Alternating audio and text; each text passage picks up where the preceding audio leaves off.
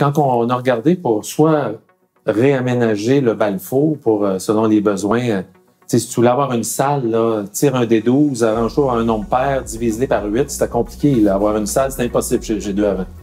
Et puis monter à nos bureaux aussi, c'était quand même quelque chose de pas pire, parce que tu avais 3 ascenseurs, là-dessus, tu en avais un qui marchait, puis tu avais une file à faire dehors pour monter. Tu avais quand même les escaliers, mais c'était 9 étages, puis ça sentait soit les frites ou les ordures. Mais bon.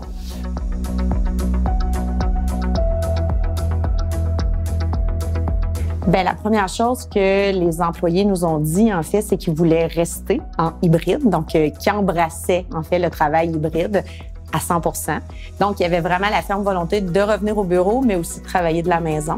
Fait que ça, c'est la première chose qu'ils nous ont dit. C'est sûr que ce qui motive maintenant leur désir de venir dans les espaces, de venir au bureau, a évolué pré-COVID, post-COVID.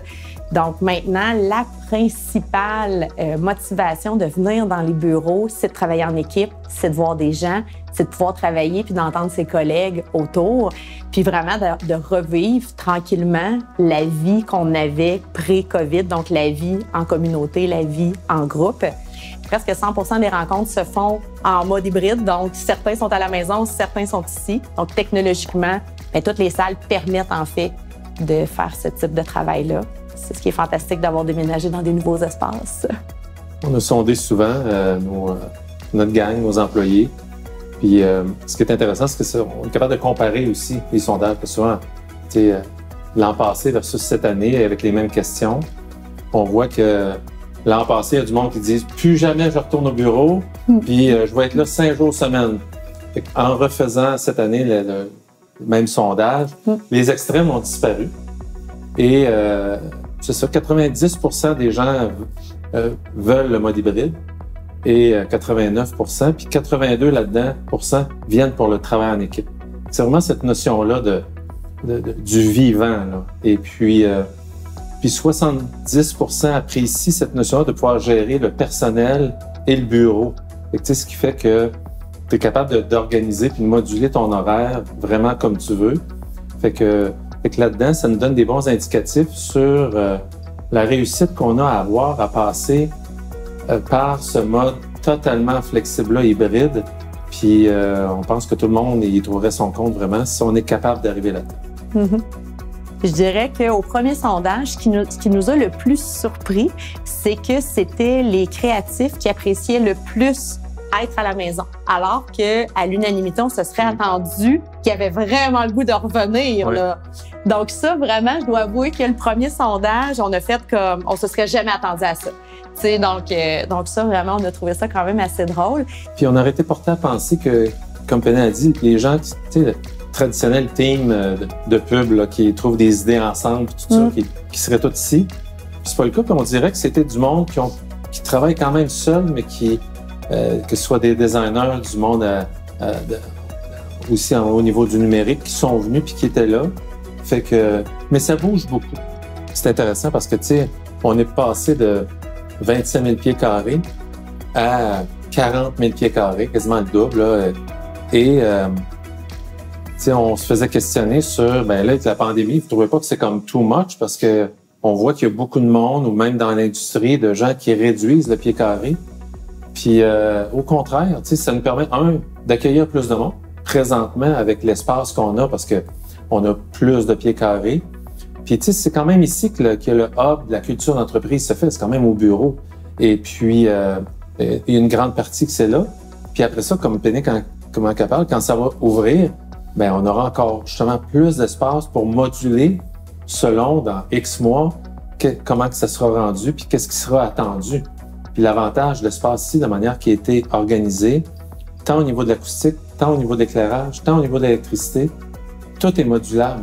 Et que si on se rend compte qu'il y a des zones qui sont moins utilisées, puis qu'on sonde pour voir si tu as un type d'aménagement qui plaît moins, comme même, bien, tout va être possible de réorganiser. Fait que c'est vraiment intéressant de penser aux prochaines étapes, sans les connaître, là, mais de savoir qu'on va être capable de les adresser. Mm-hmm. Notre politique, présentement, elle est très, très simple parce que tout le monde peut travailler d'où il veut. Fait que, et il n'y a pas de guide ou de cadre qui oblige un nombre d'heures mensuel ou hebdomadaire dans le fond, c'est comment tu te sens aujourd'hui, on a une place pour toi. Que ce soit chez vous, dans ton sol, sur ton divan, habillé en mou, aller juste en veston, robe, cocktail, sa terrasse pour un événement quelconque. Et puis, tout ça entre les deux, là, nous autres, on est très à l'aise avec ça. Et évidemment qu'on surveille à la semaine, à la journée pratiquement, l'interne et l'externe. C'est-à-dire comment va notre gang puis comment va notre monde, avec les mesures sanitaires et tout ça. Puis notre souhait, puis c'est le souhait des employés, c'est que ça puisse être ça qui continue et qui perdure. Il y a eu beaucoup de monde, beaucoup d'équipes qui ont travaillé sur beaucoup de choses et où il y a eu de la recherche qui a été faite. Autant sur, il y a eu du monde qui ont travaillé sur l'inspiration pour trouver les matériaux, pour trouver les mix qui étaient pour bien fonctionner, pour aider les architectes. Tu parles des jeux d'architecture. Hélène, évidemment, notre architecte, a travaillé avec Sonia Gagné de Provence-Chérois. Puis, ce qui était important, c'est, oui, il y a eu des ateliers comme ça qui ont été faits. Il y a eu des ateliers sur les parcours aussi, sur l'expérience en place, sur le naming de nos lieux, mais pas tant sur comment l'externe, on est capable d'aller chercher des choses pour nous, mais comment nous, on est capable de bien se servir. C'est comme un thème récurrent, mais et là-dedans, ce qui était important aussi, c'était qu'il y a quelque chose qui était propre à LG2 et qui s'inscrive bien aussi dans les lieux. Au tout début du projet, on a sondé notre monde pour savoir, tu sais, qu'est-ce qui les intéressait. Tu sais, si on déménageait, si on avait des nouveaux bureaux, c'était quoi pour eux, genre le bureau du futur, le bureau de leur rêve, là, où ils auraient voulu travailler. Puis on a même dirigé avec une firme externe, on a dirigé des ateliers de co-création avec notre monde, qui pour nous, tu sais, sont parmi les meilleurs talents au monde. Tu sais, fait qu'on s'est dit, mais pourquoi qu'on les mettrait pas à profit? Fait qu'on a fait ça.